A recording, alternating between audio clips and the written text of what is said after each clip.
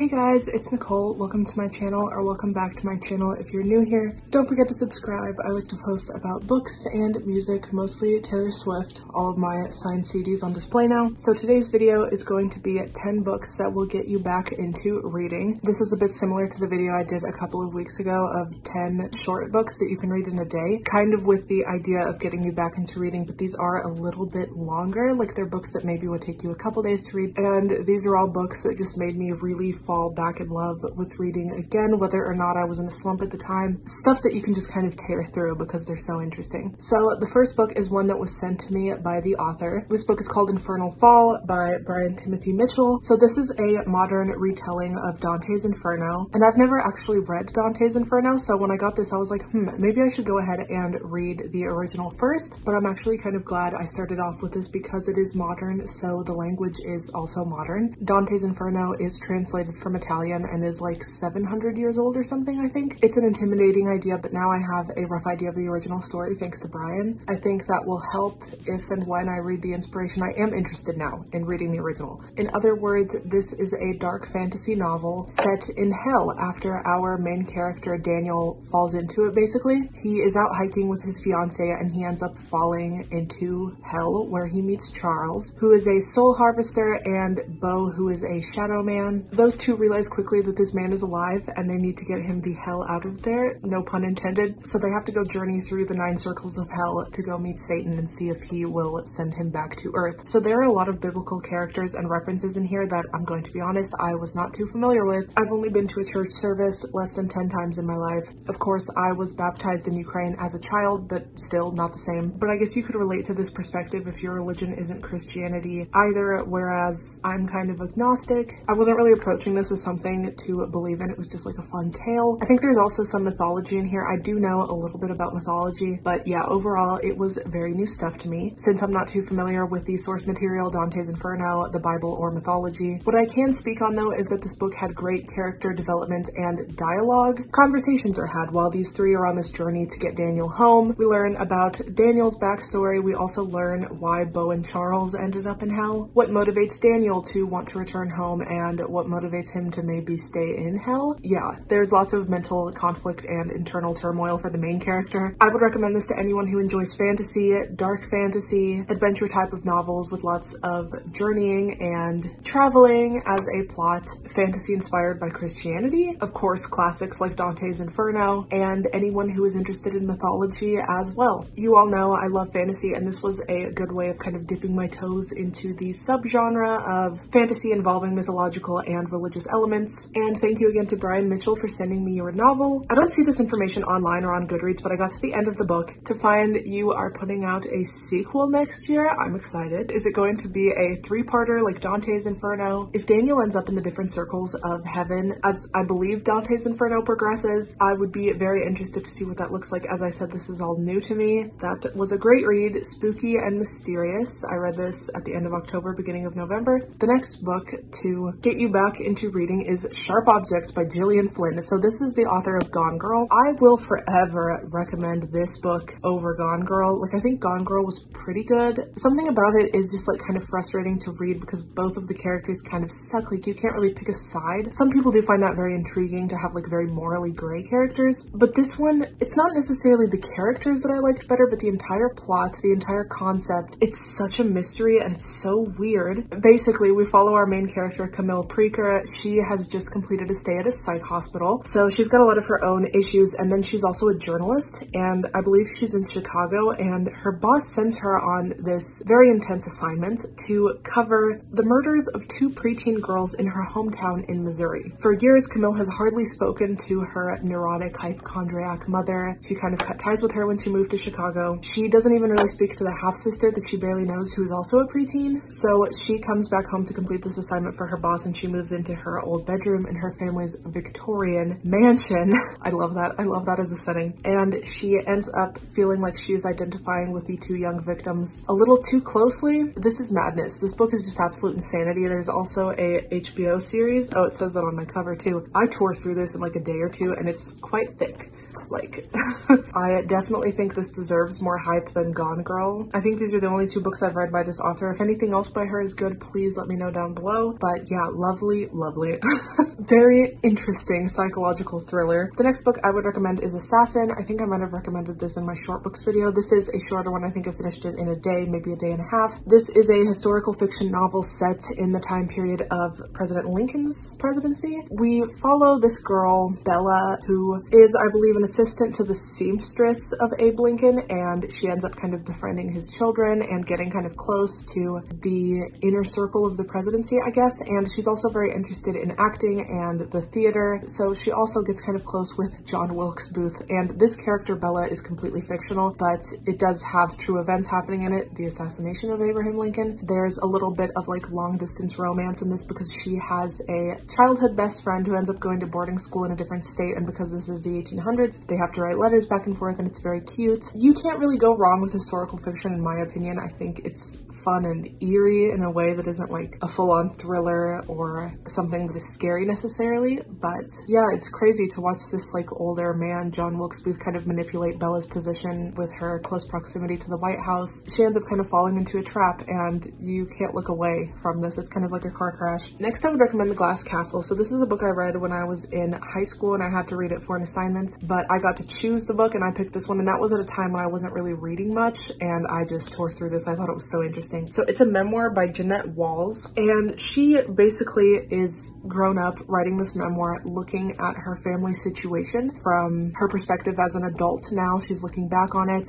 She has one of the most dysfunctional families I think I've ever seen in any situation. There's also a movie. Jeanette's father struggles with a drinking problem, and whenever he's sober, he's very amazing with his children. He loves capturing their imaginations and teaching them physics and geology and just learning how to embrace life completely fearlessly. He's a very charismatic father to these kids, but when he drank, he was very dishonest and destructive and kind of became this tornado, and these kids really needed stability in their life. But also, the way this book is written, you cannot hate her parents. I think she captures her own perspective so well and so uniquely of like loving her parents because they had good times, but also, my God, they did some unforgivable things. They were not fit to be parents in a lot of ways. And her mother was a free spirit, and I think she wanted to be an artist. She was always like painting. She really hated the responsibility of having kids. She thought that was kind of something that was beneath her, but she didn't dislike her children. It was just she hated the domestic sort of life. So these kids were definitely kind of left on their own a lot of times, and Jeanette recalls this as she's writing this book. There was one scene where she was like boiling her own hot dogs as I think a 4-year-old, and she ends up burning herself. And I mean, it's definitely things that are completely unforgivable. These, like, you feel like these kids should have been taken away from these parents, but also it reflects on all of the good times too. And God, the more I read the blurb and remember what happened, they were homeless at times. They moved around a lot because their parents were such free spirits. They were very nomadic, which on one hand is like looked down on in a modern world,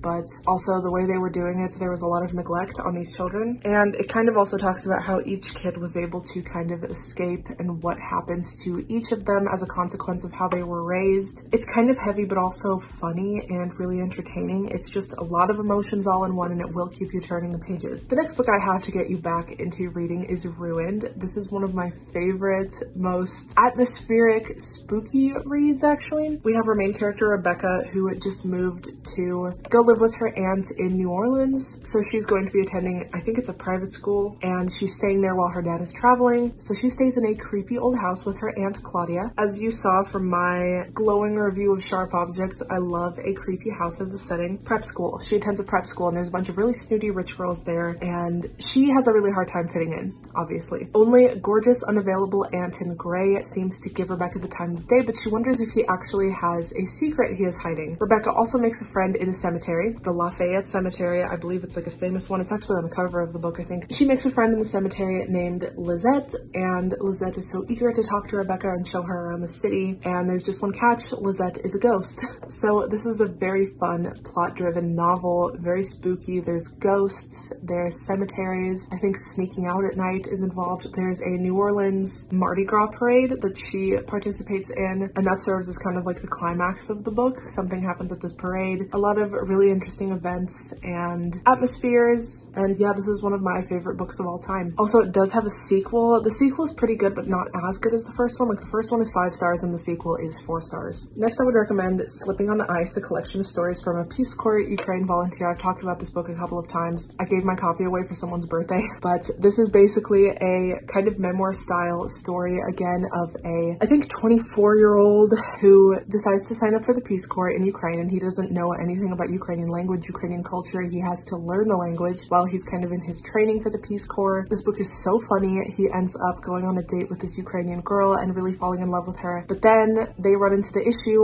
of the pandemic happening and everyone has to evacuate, and he goes through this entire saga of events, and it's like the most interesting and just event-packed, I think, year and a half of his life, and he ends up absolutely falling in love with Ukraine, and he really encapsulates the spirit of Ukrainians and the culture and the way the locals behave towards foreigners. Like, they are very welcoming and hospitable to an extent that he is like very surprised with, and it's just very fun to watch this experience of Ukraine through the eyes of someone who is completely culture shocked and has no idea what he's getting into. Very funny and amazing, and he talks about some of the events that were happening in 2014 when the war started in the eastern part of Ukraine, and yeah, he's obviously a very pro-Ukrainian person, so he kind of breaks these things down in a way that is accurate, and it's nice to see someone who didn't understand the country too much, who does not fall victim to propaganda from Russia.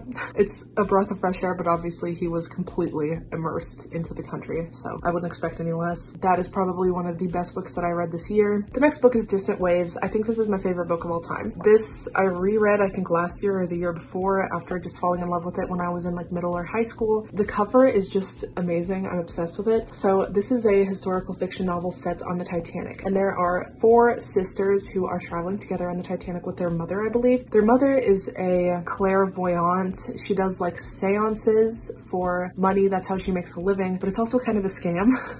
Like, she uses a couple of the girls to like hide under the table and like rock it when she needs things to move in the room. But also there is one of the sisters who seems to kind of have the gift of clairvoyance, even though the mother doesn't necessarily have a genuine connection with the spirit world. A character in this book is also Nikola Tesla. We see him here. I think it's like kind of his experimentation with time travel. One of the sisters is going to have her wedding during the voyage on the Titanic. One of them has become involved in a feat of scientific intrigue. I think that's the main character. She becomes close with Nikola Tesla and wants to help him with his experiments. There's time travel, there's spooky talk to the dead type of elements. I'm sensing a pattern in some of my like top favorite books. I love a good ghosty read. I also am obsessed with books set on the Titanic or about the Titanic, so this is just all of my favorite things wrapped into one. And the cover, again, can we get more love for the cover? The next book I would like to recommend is Flowers for Algernon. This shit is heartbreaking. I read this, I think, right before the pandemic started. So Flowers for Algernon is a story of a mentally challenged man who ends up going on an experimental quest for intelligence, and you know, maybe this is not the most ethical thing because I don't think he's even able to consent to this treatment,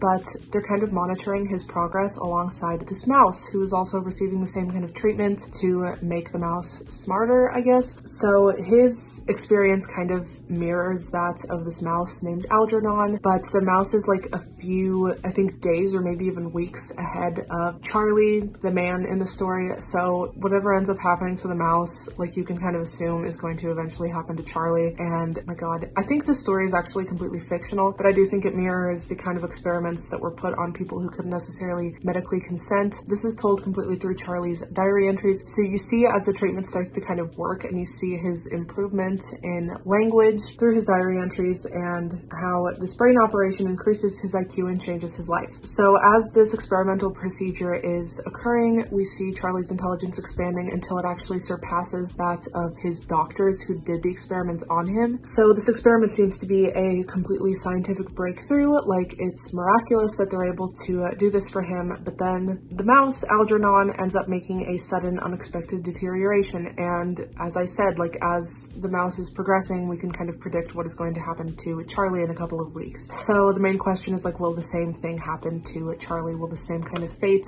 be met for him? This book made me cry. It's a heavier one, but do not get me wrong, it is so good. I think it's important to consider the kind of things people went through as psych patients before they really had rights or they had protections put in place. And I'm not too familiar with this, so there may be things that are shady happening still to this day. Fiction, science fiction, young adults, some psychology involved. It's a 5-star book. I highly recommend it if you are okay with feeling quite emotional while trying to get back into reading. The next book I would like to recommend is 19 Minutes. I also had to read this one for a school assignment, but I selected this one out of a few different books. So the title basically means like all the different things that can happen within 19 minutes. You can mow a lawn, you can dye your hair, you can watch a third of a hockey game, you can get a filling at the dentist's office, you can also get revenge. Through that vein, the title is representative of a school shooting. I don't know if I would necessarily recommend this to high schoolers. I did read this when I was 16 and I did think it was like appropriate for a 16-year-old, but I tend to hyperfixate. From that day on, sophomore year of high school, like I had constant dreams of school shootings, and I know that is a very real threat to Gen Z. It's kind of like our generation's hallmark, I guess, but at the same time I feel like I wouldn't have obsessed and had these nightmares if I wouldn't have read this book. But still, this book was 5 stars. I loved it so much. It's set in Sterling, which is a small town in New Hampshire where nothing ever happens until the day something does happen. And we go through the town wanting to seek justice, but also think about the role that they played in this. Why did this happen? How can we prevent these sorts of tragedies? We see one of the characters, Josie Cormier, who is the teenage daughter of the judge who was assigned to this case. She could end up being the state's best witness because she knew the person who committed this crime, but she's dealing with PTSD and she can't remember what has happened. We also see a lot of the thought processes of the shooter's mother and like how she is trying to figure out what went wrong, how she blames herself. I think this is told in a few different perspectives. I haven't read it in a while, but we see what the shooter is thinking, we see what the girl Josie is thinking, the shooter's mother. Like, it's a lot of different people who were affected by this. And it's not that it like makes you feel bad for the school shooter, because it's like there's no excuse, there's no reason to be doing that, but you see what went so wrong. We see the places where someone could have stepped in, we see how adults have failed, and we see the trial progressing and really breaking down how and why this happened. And it was a 5-star book. As I said, I really do like Jodi Picoult's stories, and I think this is my favorite one that I've read by her. I think she also wrote My Sister's Keeper, but that one wasn't as good as this one. Next, I would like to recommend Dry by Neil Shusterman. My boyfriend bought this book for me because he saw it on my want to read list on Goodreads. This is one of the best science fiction books I've ever read. It's horrifying, don't get me wrong. It's about a drought in Southern California. I don't like this shit because it just feels too real. The freaking tagline right when you open the book is everyone's going to remember where they were when the taps went dry. So it's like a 9/11 sort of remembrance thing. Sorry, my dad will not stop screaming in the kitchen and he just like won't stop, so I'm just gonna have to keep filming. If you hear expletives, it's not my fault. So the drought, or the tap out as everyone has been calling it, has been going on for a while now. Everyone's life has become an endless list of don'ts. Don't water the lawn, don't fill up your pool, don't take long showers, and then the taps run dry. So I think this is also told in a few different perspectives. So we see Alyssa, who lives in a quiet suburban area. The whole place spirals into like a war zone. People become very desperate. Neighbors and families start turning against one another in this hunt for water. And her parents don't return from, I think, the grocery store to go try to find bottles of water. So she and her brother end up having to fend for themselves. They don't know what happened to her parents. So it's very anxiety inducing. You like really want to make sure they're okay because they're so young. There are a few other characters that we see in this book who are just really struggling, and it's horrifying. It's a really scary reality. It is a reality for some people. I think it's a great reminder of climate change and the effects of climate change. This book made me very thirsty. I always had like some water with me while I was reading it and I just couldn't stop drinking it. You will be very hydrated while reading this book. It's a concerning one, but it's also really good and very plot oriented. Lots of anticipation, very action-y science fiction. I think this would make an amazing movie. Actually, I'm really disappointed that there is no movie. Next, I would like to recommend The Summer I Turned Pretty, and of course, I'm recommending the entire series. Even though the first book is the best and like the second one's pretty good too, but this one is like a little bit rough, the third one. So we follow our main character, Belly Conklin, I think is her last name. Her full name is Isabella. She goes by Belly. She's been coming to this beach house every summer since she was small. That is the beach house of her mother's friend, and so they all become kind of like very close family friends. And she has a brother who is also always coming to this beach house, and then her mom's friend has 2 sons, Conrad and Jeremiah. And Belly has always been just like very in love with Conrad. Even though he's like a couple years older than her, she just always idolized him and just had a huge crush on him. And then kind of the title, The Summer I Turned Pretty, it's like the summer when boys start to notice her. She's, I think, 15 at this point. So she goes back to the summer house and suddenly Jeremiah is kind of interested in her. And Conrad starts to see her as like a romantic prospect as well. This book is entirely like centered on a love triangle. It's very YA. It's kind of juvenile, I'm not gonna lie, but I was so obsessed with it. It's set in like the Cape Cod type of area, so it's very atmospheric. It feels like you're there on the beach. It's like a vacation in a book. You know, I think it is relatable for people, even if like I was 23 when I read this. I'm about to turn 24. I'm still 23. But yeah, I read this for the first time this summer and I was still absolutely obsessed with it because it has a lot of nostalgia. Like there are a lot of things that I could relate to, particularly in the first book, because it just feels like my childhood. I don't know, like those summer days that seem so long and the summer feels so endless when you're that young. But yeah, I found the characters very relatable to my younger self, and that's why I just found it very interesting. The third one, the reason I don't like it too much is because they stop being relatable. Even though they become pretty much my age by the third book, they're doing crazy shit. They're not acting at all like I act at this age or how I acted when I was like in college. They're kind of like college aged in this, and it's rough. It's rough to see them do some crazy shit that people don't really do. It becomes less relatable, but it's still good. I would recommend to finish it out. If you really like the first two, just go ahead and finish the third one. It took me like less than a week to read all of these, so very fun. This definitely got me out of a slump this summer, so I will always recommend these 3 books. And those are all of my recommendations for 10 books that will get you back into reading. I really hope to encourage some of you guys to pick it up again. If you want tips for how to like make yourself become a reader again, because I kind of had that problem when I was in elementary school. I was a huge reader, just breezing through books left and right. Early high school and late middle school, I kind of lost it, but then I found it again. Like my senior year of high school, freshman year of college. It basically just takes a lot of discipline, I think, because I became too used to instant gratification of like cell phone. Having books that will make you want to keep reading is a good way to do that, and eventually you can maybe work your way up to getting through something like a classic that you've always wanted to read. But I think you do have to start with the fun YA, the guilty pleasure type of reads. I think some of these aren't necessarily guilty pleasure, they're kind of sad, but honestly some sad books I tear through that shit. Like The Fault in Our Stars, that's another one. Oh my god, I read it in a day and I was sobbing by the end of the day. But yeah, I hope you guys enjoyed this video. Make sure to leave me what books helped you get back into reading down below. I also would like to hear your reading journey if you have one, like what brought you back into reading, because I know a lot of people kind of lose it when they're like in their teens. So yeah, take it from me. I'm gonna read freaking 100 books this year, which is the first time I will have done that. If you enjoyed this video, make sure to give it a thumbs up. If you want to follow me on my Instagram, it is right here. And if you want to follow me on my TikTok, that is right here. I will see you all next week for another video, and I hope you have an amazing day. Bye guys.